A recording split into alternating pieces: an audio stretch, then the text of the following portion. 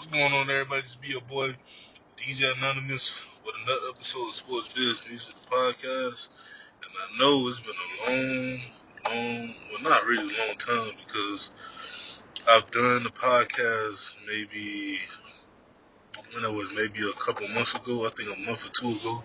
That was episode 200. I just want to tell y'all, I'm trying to be consistent. I just had a child about a month ago, so he's home. So I'm just trying to be, you know, that dad, you know what I'm saying? So, but everything's good now. He's home. We all together as one family. A lot of things gonna be kind of different because I don't really have my equipment, so you're not gonna hear the DJ. You're not gonna hear that for maybe a while. But I came up with a great idea, so I'm going to be more active on YouTube as well. Just the fact that I need more presence on YouTube. I need more video presence.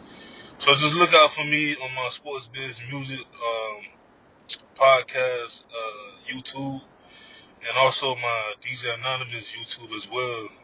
Where I'm just gonna have random thoughts and stuff about not just about everything, but mainly about sports, music, and business, sports, business, and music, of course.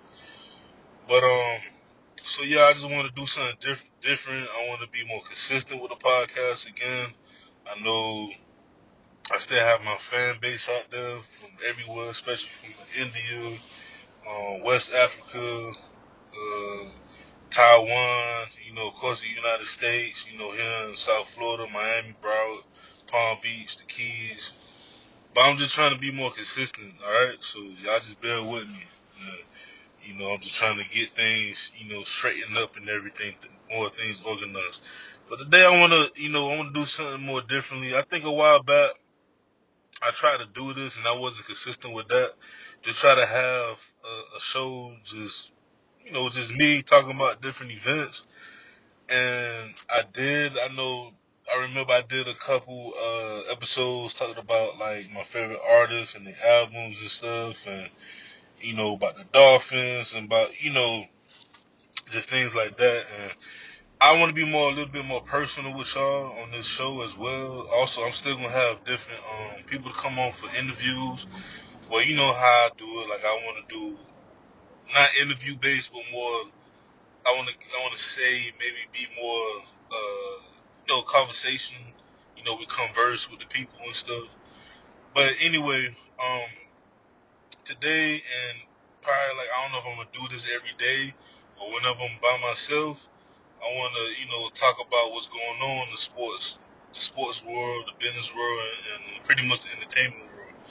But today I want to talk about football because it's football season now, both in the pros and in college. Even though the pros really already been around, like with the CFL and everything, and the XFL and the what's the other league? I'm so sorry, y'all. Oh yeah, the USFL. But NFL is king, and NFL will always be the king. But when the spring rolls around, I do want to talk about the XFL. I do want to talk about the USFL, and I do want to talk about the CFL once it get back to the starting of their season. But if y'all know me, I love college football. I'm gonna talk about this first today. Right now. So today, I feel good. First thing first, the Dolphins won today. The Hurricanes won today. It wasn't really perfect, but it's perfect for me. I know it's still a lot of things they have to you know, especially with the Dolphins, they have to, get the defense right and everything. I believe they will. I believe they will do, in the course of the season. But before we talk about the Dolphins and the NFL, let me talk about the Hurricanes. Let me talk about, of course, Uncle Dion. Let's talk about just the craziness that's been going on with college football. And also too, I'm gonna bring my boy back on the show, Mr. NIL VA himself, loaded NIL. Shout out to you. We gon' have. I'm gonna bring you on again. I just been so busy, But we gonna touch on the NIL. We gonna touch on all this stuff, you know. But I want to be more personal with y'all. So college football started. The main stories right now. Well, the main story right now is Dion, Uncle Dion himself, Florida boy. You know, shout out to Fort Myers. I'm gonna tell y'all something. Shout out to Jackson State. Shout out to all the HBCUs out there. When Dion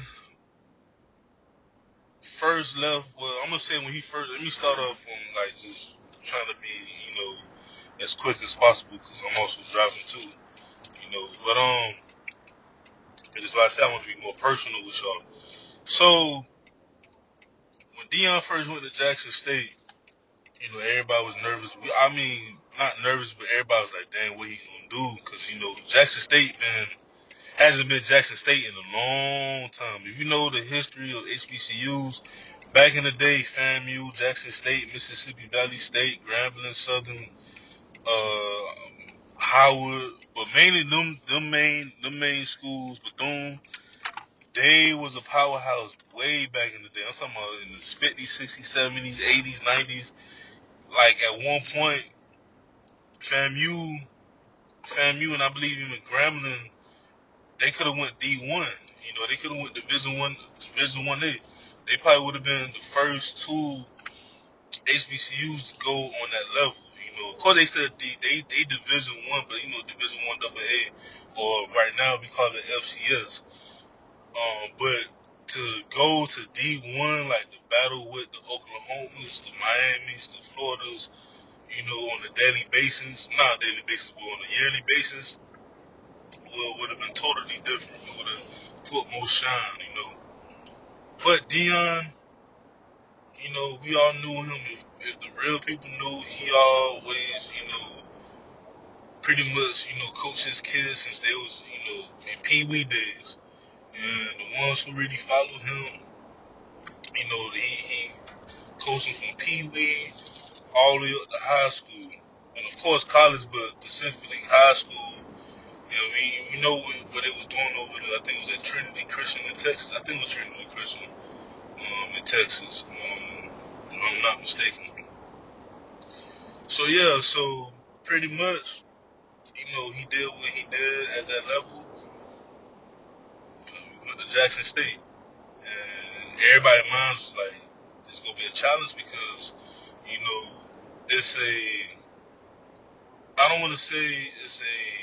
Well, I'm gonna say it what it is because it's. I hear it most of the time from my fellow HBCU friends and family who went to HBCUs, but when it comes to athletics, especially in this day and age, they don't really care about it no more. So at Jackson State, you know, long story short, you know, we all know the story now. I'm just trying to put more of my perspective because it's been a while, and I usually don't do this. I'm always having guests on the show. But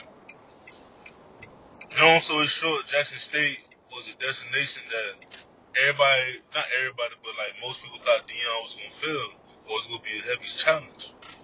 So Dion goes to Jackson State, changed everything around within 3 years, changed everything as much as he can, as much as he can.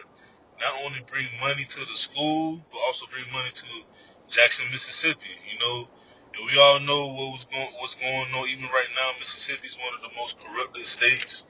You know, not only in the South, where I'm from, but also, you know, in the United States and probably in the world. Like it's corrupted. Like probably the poorest state, you know, in the United States. But but yeah, long story short, he turned it around.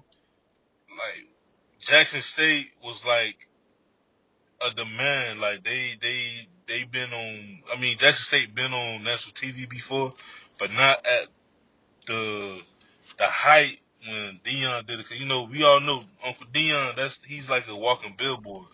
You know, so when he come and step in and do what he do it big. You know, and he did it.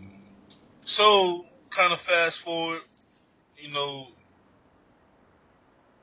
it was funny because I remember I watched this video and he was saying like, you know, pretty much like don't listen to the noise and stuff. Offerings. I got offers and stuff. But I'm with y'all. What's the coach should say? And he really did stick around and stuff. And I'm not like at first I'm like, man, he gonna leave. But then I was like, maybe he not gonna leave. But I'm like, that's just seeking. So I think it was before the bowl game, or was it before the last game that he announced that he was going to go to Colorado because he had offers from everywhere pretty much. Known was Colorado, USF, I believe it was a couple other schools, but he took the Colorado job. When he took the job, people started calling him.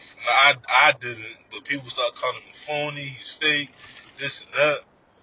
And for me, I'm like, this man did more in 3 years than a person who actually went to that school. I'm not even gonna say at HBCU, but actually went to Jackson State. He did more, way more. And even to this day, Jackson State is still getting, televised TV. People still like looking, paying attention to them because of Dion. But anyways,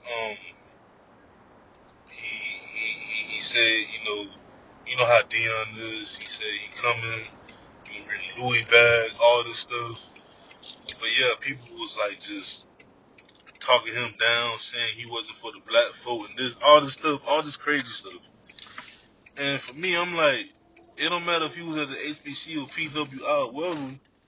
This man is doing what he need to do, and that is, helping us out and representing us. And if you look at his coaching staff, it's very diverse, but it's a lot of brothers on there. So yeah, people was talking down on Dion, so it was just crazy for me. I'm like, this man got a lot of diversity on the team, especially a lot of brothers on, especially like in the back end, like the behind the scenes crew, like, 'cause, shout out to his sons, man. Shout out to all of them. Shout out to his daughters. Like, shout out to his whole family, man. Like, how Dion ran his family is how I want to run my family, man. Like, it's just one thing I see is loyalty to the T. And that's what I want with my family. But anyway, Dion, we all seen the hype and everything. People was talking John like, man, these boys gonna be sorry and stuff and this and that. And even with the recruiting, Dion showed people up like he's real. You know what I'm saying? And I just hurt because I took the number one corner from, cause I'm a UM fan, but I told myself I'm gonna root for Colorado too because it's Dion and I'm the people. I'm one of the people that, regardless, I'm on his side until he play UM. But anyway, shout out to Mario Cristobal. You doing your thing with the recruiting. You making this great. But I'm gonna get on y'all in a minute. So yeah, so he's doing the recruiting was great. Everything. Season getting closer. The hype, the promos, like this man's making money not only for the school but also for these networks with Fox. Like I can feel it right now that you know that these networks want to, especially Fox like, nah, y'all boys, nah. Colorado gonna be on our network every damn week. I don't know about y'all, ESPN, all them, but it's really ESPN. 'Cause I think the Big 12 got a contract with Fox and ESPN. But yeah, so hype the first game, just great game against TCU. Shedeur Sanders, that boy, like, I've seen it since high school. Like, personally, I've seen it since high school. And when people was like, well, I don't know how you going to survive, you went to Jackson State. First of all, I'm a college football head, so whenever I try to get the chance to, I always like to watch my FCS, my D2, D3. Now, like, technology got so crazy, you can watch even junior college like on ESPN Plus and everything. If y'all got that, and of course, they showing all the high school games now. But yeah, so like he light the defense up. That's the first game. Second game, that was yesterday. Nebraska. They started off slow, but this man, like he's special, man. Like if he want to, he could probably go out the draft, get out the draft. Get out the draft. He could probably declare early and be a top 10 pick, maybe top 5 pick. But I don't see him declaring this year personally. And I'm gonna have another episode to talk about that as the season goes by. Because even Caleb Williams, I don't know if y'all heard about the story that his dad came out and said that he don't want, he basically may not declare for the NFL draft. And this is like a quarterback. This is not even a quarterback. This is just a player in general that could go number 1 or number 2. But it depends on on the situation, and with this NIL, which I'm gonna go more into that. I'm gonna try to go more into that tonight. But the NIL deals got these players in all these sports, just want to wait a year or two before they go on the pros, because you ain't gotta risk your health. You ain't gotta risk of like not playing like the whole season or whatnot. Cause being a former athlete, and I ain't making that high, play high school and stuff, but being an athlete, being consistent is like the key, in life. But I think that's in life in general, no matter what you do. But being consistent is the key, you know. And with this NIL deal, what it's doing is like, it's not only helping the students financially, but also helping them, their longevity and just helping them with opportunities, even on the field and on the court. But anyway, yeah, Colorado, that's a team to watch. I'm waiting for them when they play USC and Oregon later on this year. Well, not later on this year, probably later on this month. I think they play USC on the 30th, and I think they play Oregon either the week after the week before. The USC game, I got that circle. But yeah, shout out to Coach Brown. Shout out to, Shadul. Shout out to Shano. Shout out to main man, boy, Travis Hunter, Florida boy. Yeah, he went to school in Georgia, but that boy from West Palm, the Florida boy. We got a lot of talent down here. And that's gonna be another episode alone. That's like 3 hours alone. I can talk about the different players in each sport that came out of the state of Florida. So yeah. So now let's talk about my Hurricanes. Now this year, I ain't really have like high expectations. I still really don't. Just the fact that I know Mario Cristobal he's still trying to, he's recruiting. Now, let me tell you something. I was telling my boys this. I feel like at the end of the day, when it's all said and done, especially in this era, because it's crazy to even think about like Alabama and Clemson starting off slow at the beginning of the year in September. It's crazy to even think about it. But when it's all said and done, don't be surprised if Mario Cristobal and Dion, Uncle Dion, they become the main two like coaches, main two schools, UM and Colorado, like just be like the best like recruiters. Like, yeah, we got the Jimbo, the Jimbo Fishers, the Nick Sabans, you know what I'm saying? Like, we got those, we got those coaches, but we're in a new era. You know, Coach Prime and Coach Mario, first of all, they former players. And that's the thing that a lot of people don't understand. Like, if you especially if you're a former player, you actually like, well, Nick Saban and Jimbo, they played. I know Nick Saban for sure. I think he played. Did he play? I think for sure he played. Yeah, he did play. He did play. He did play. Cause I remember the documentary with him and Coach Bill Belichick. Shout out to them. I forgot the name of the documentary, but Spies on HBO Max. I'll mention it later on, probably on another episode. But but I'm talking about like just stars of the like college and just modern day. Like Mario was that boy at UM. Like he was like one of the best O linemen to come out of UM. And prime is prime. Uncle Dion, that's we already know who he is. Probably the best football player that ever played the game. But anyway, I feel like those two in the next 3 to 5 years, all the recruits, it's not even just about the NIL. Of course, the NIL is like the cherry on top, but it's them. Still, at the end of the day, you gotta have great recruiting, no matter how much money coming out, the boosters and all them pockets. But anyway, when it comes to the Miami Hurricanes, this season I still don't. I'm still trying to be realistic.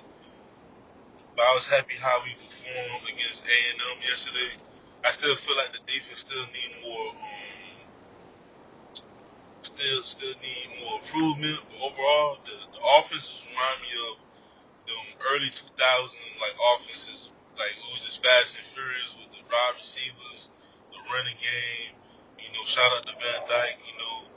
I was kind of harsh on him last year, but I figured why he was so agitated, like because of this is third offensive coordinator. People don't understand like when you have different coaches every year. No matter what level you on, like you get like tall. Like I don't understand it. So especially from a quarterback, I never played quarterback, but I can understand what the quarterback is coming from because the quarterback, just like a linebacker and the safety on the defensive side, like they need to have that chemistry with not only not only with their position coach, but also with the defensive coach, the one who run the whole defense. But yeah, so I'm glad yesterday just reminded me of early 2000s. We got a tough schedule coming up. I know we play Bethune this week on Thursday. We should blow them out. Just blow them out, Miami. Don't even let them breathe. Just blow them out. 75-0, something like that. And prayers to Cam Kitchens. But that it was a hit yesterday. That I think he's doing okay. I haven't really been following it. 'Cause like I told you, I've just been so busy. Especially yesterday, I was so busy. Cause my son came home. But prayers up to him. I hope he recovers soon. Don't rush to the field if you don't have to. Your health is always first. All right. But shout out to the Hurricanes. All right. Shout out to y'all. Y'all keep rolling. And I'm gonna keep an eye on y'all. Keep a very, very close eye on y'all. And pretty much, college football, last couple weeks, the first couple weeks been crazy. You know, like I mentioned earlier, Clemson and Alabama. I'm like, is it because, like I had to think to myself, is it because of NIL? I mean, that's a possibility because NIL also made like the whole landscape like more, more even. But I just think that these recruits also, these kids that's coming up, they start looking at these schools more, doing more research, and it's just like, you know, think about it. Alabama and Clemson, them schools, like, and now Georgia, because Georgia, shout out to Kirby Smart too. And Kirby Smart, he's one of them young coaches too, like that. It's gonna be him, Mario, and Coach Prime. Like, few other coaches there. I think it's gonna be them main three. The UGA always reload. And I feel like them boys, they gonna be the new Bama. They gonna be the new UM. They gonna be the new USC. They gonna be the new Notre Dame. Like the new them teams that just dominated for a decade. Like they hit them. Especially if they win another championship. That'd be like 3 straight. Since like 30s or something, 30s or 40s. That's crazy. That's like damn near almost 100 years. But yeah, just to think about Clemson and Alabama, it's just crazy, like how they have a slow start. I think they do all right this year, but one of my bold predictions was that I feel like the SEC is not gonna be the best conference this year. It's just like you look at the whole landscape. Georgia is Georgia, but then UF is going to be in the rebuilding year. Alabama is still talented, but they still trying to. They got to find their identity on offense. Um, Tennessee looked good, but I don't trust them. They lost a lot of people last year. Kentucky, they young again. Ole Miss is a dark horse. It's just I know they can score. His name Kiffin, but the defense looked good a couple games. I mean, they played. I mean, Tulane's a good team, but I think the week before they played the FCS team. I forgot what team that was, but they blew them out. It was like 80-something points. But I haven't seen them against Auburn, against Bama, against LSU. I gotta see them against them, that level of competition before I say anything. But Ole Miss is a dark horse. You know, they gonna surprise a lot of folks. And Texas A&M, even though we beat that ass last night, I like they quarterback. He's straight. The O line is huge. Average height and weight is 6'5", 300. So that's a crazy line. And it's just I don't trust their defense. Well, really their secondary. Their D line is good. Their front seven is good, but the secondary is still like last year. But I think in the SEC, I think they may be one of the top 2 or 3 teams, especially in the West. Arkansas, I didn't really see much of them playing because they played cupcakes too. Who else? With the SEC, that could be straight. Auburn, they look kind of nice and stuff. I don't know if did they win last night. I gotta check. I gotta check if they won last night. We'll talk about that next episode. But yeah, I mean, and then Mississippi State, they Mississippi State is a very interesting team because even 10, 15 years ago, like Mississippi State was like, I remember they had their years when they was just like trash, when they was just, I think it was one year they only won like 2 games or some crazy junk, but Mississippi State, they one of them teams that like they should win the SEC West, but it's just something be missing. Like I don't know if they don't got the stars. Like I don't know. Like it's something. It's always it's one of them teams. Like for example, like what's a great example? That's what conference we could go into. Like an Iowa State. Perfect example. Like an Iowa State. They should be one of them teams that should always go like 9-3, 10-2, something like that. But it's always something missing. You know, but you don't know. It's like I don't know if it's the kicker. Like it's like a piece that's just missing. You know what I'm saying? But yeah, so I feel like the SEC is going to be not how it was like the last 2 decades down there. And then just to leave it off with college football, it just feels great, to see Miami, Texas, and USC, being undefeated. I know it's still September, it's early, but just to see them 3 teams, that's been kind of like not out of sight, out of mind, but like just not, even the conversation of the CFP or even like a New Year's, bowl game. Even though I know USC went last year, they lost. I think they lost to Tulane. I think they did.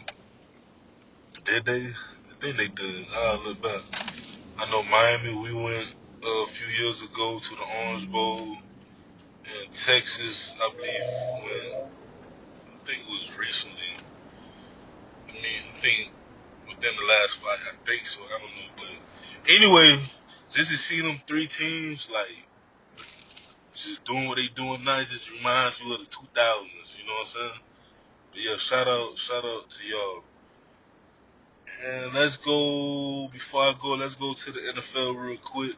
Um, wow, Patrick Mahomes and the Chiefs lose to Detroit. Mahomes is still Mahomes, but he gonna have a lot of work on himself because without Killer Kels, whatever you want to call my dog. Shout out to Travis Kelsey. Wow, him. Mahomes still gonna be him, but now he's gonna see more of like he's gonna deal with a lot of the receiving core is really young.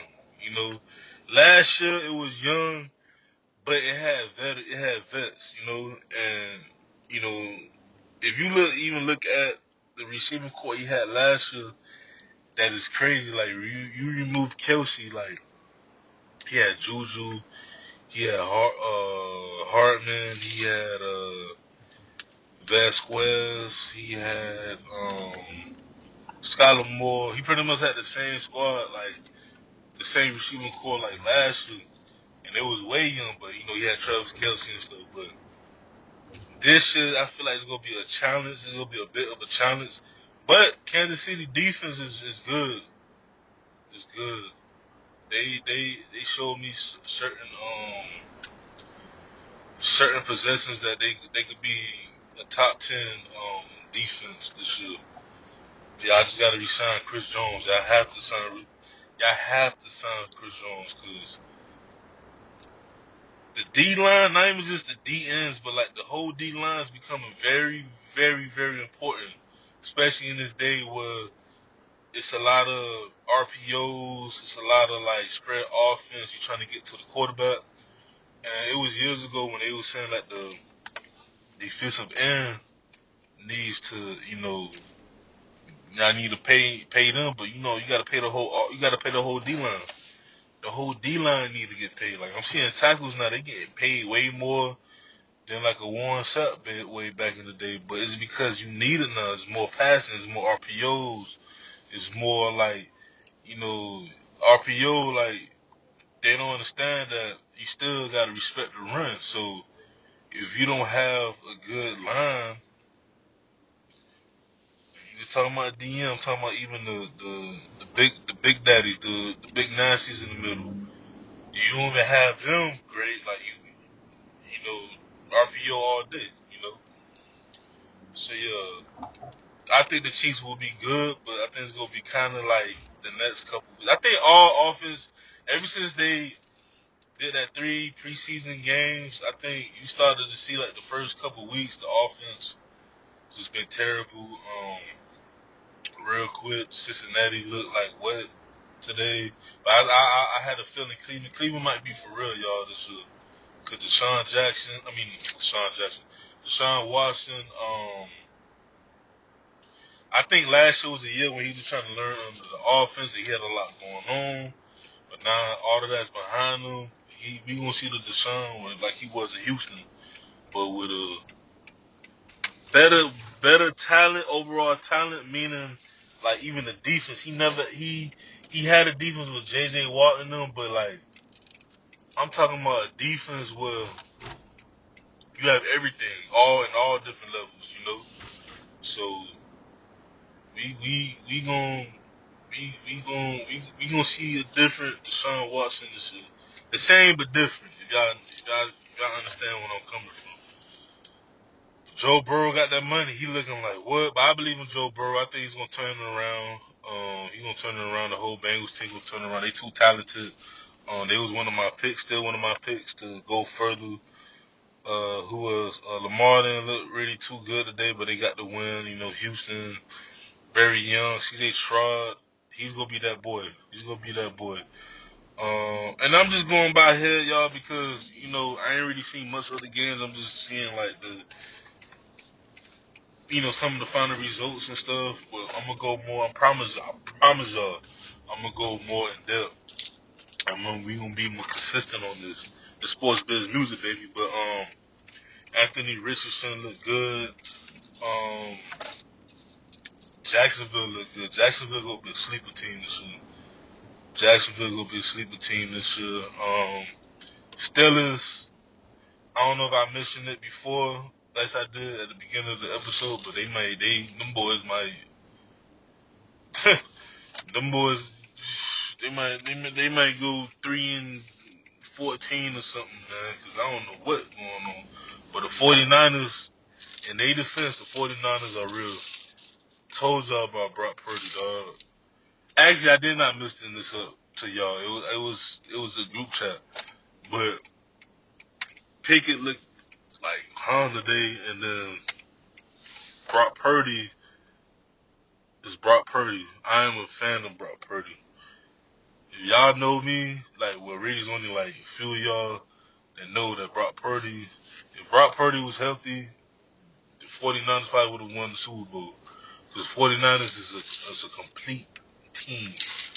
He finally got a quarterback that's not just a game manager, but he to me don't even consider as a game manager. He's a gunslinger.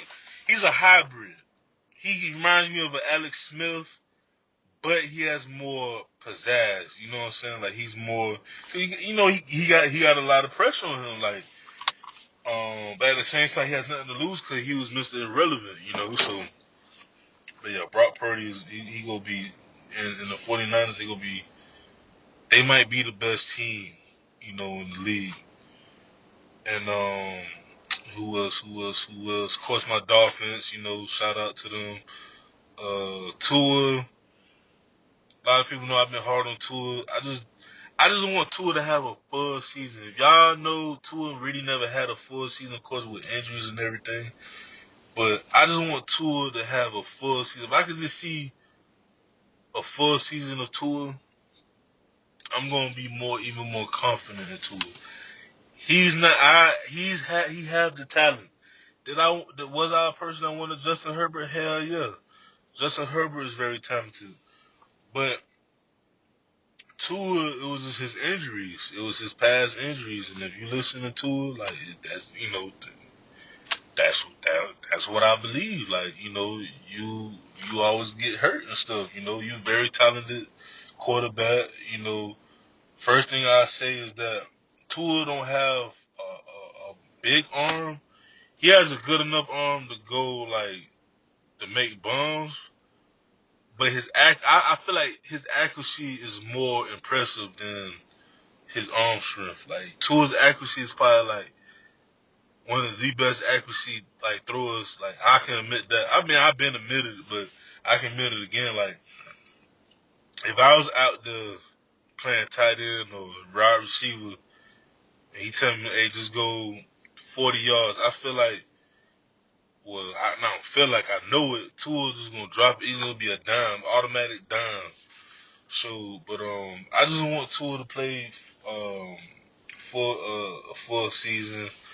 Um, a running game gotta be a bit better. Hopefully, we get who. I'm not gonna say it because I might get fined. and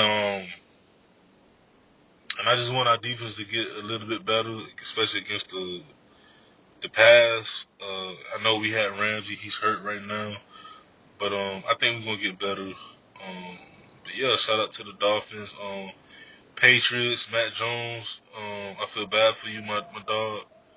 Um, y'all need to, Uncle Bill. Y'all need to draft more talent for Matt Jones. Matt Jones is not. Matt Jones might be. He might be another Drew Bledsoe, or like another. Who else was very good, or Donovan McNabb.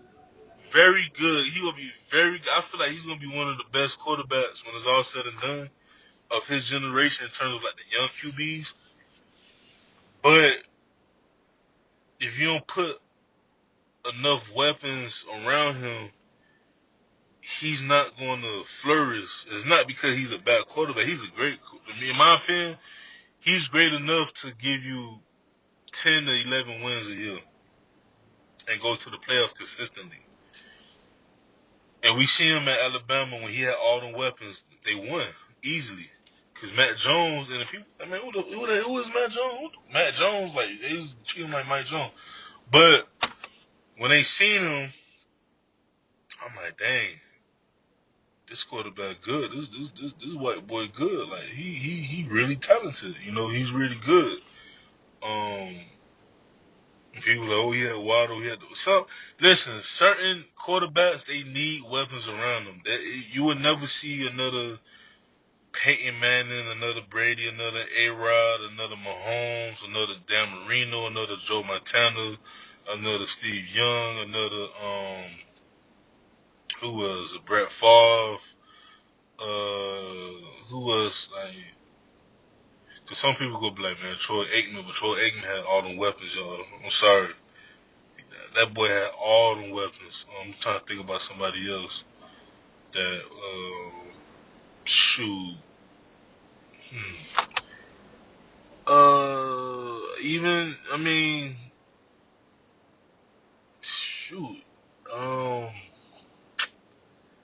I think that's it. I mean, you can say Drew Brees too, because technically, a lot of people would say, "Oh, Drew Brees had talent," but if you really look at Drew Brees like rosters back in the day,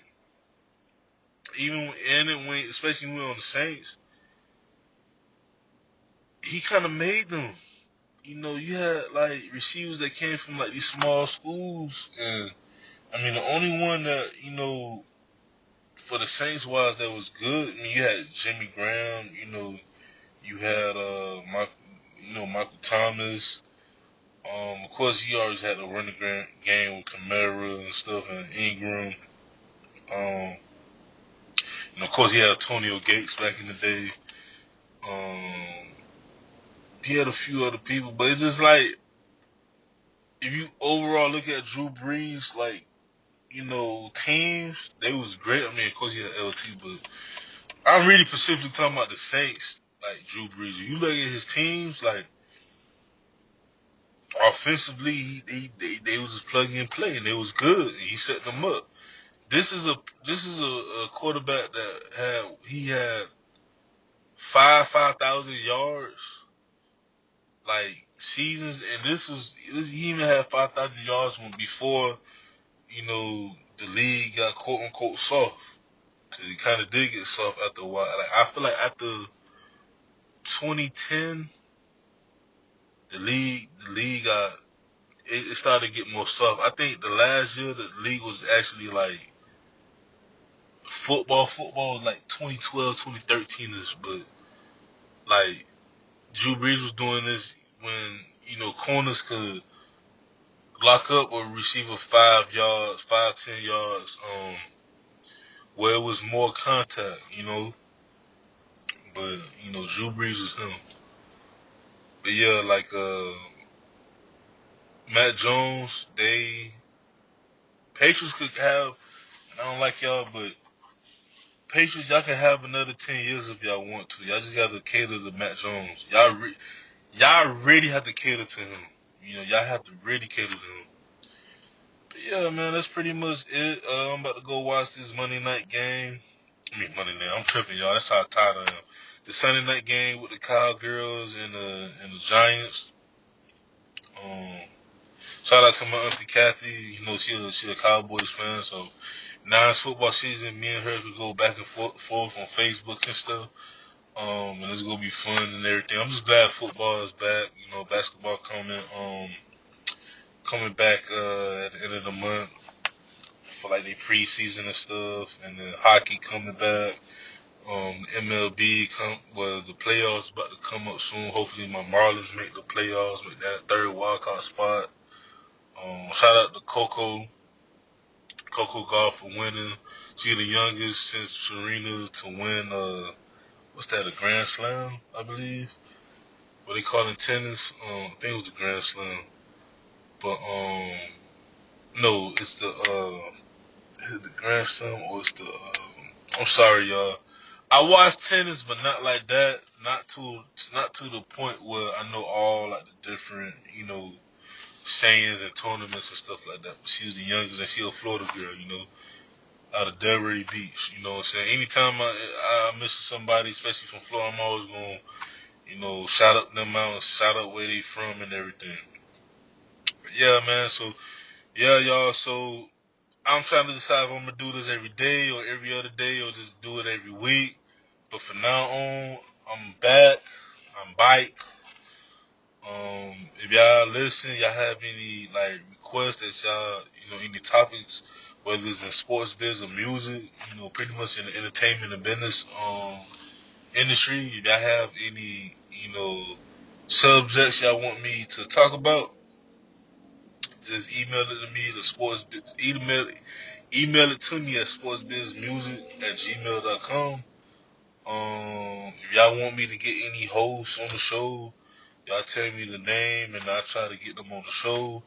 But for now, with my situation, I'm just gonna be more personal to y'all, and I'm gonna show y'all and people that I can hold.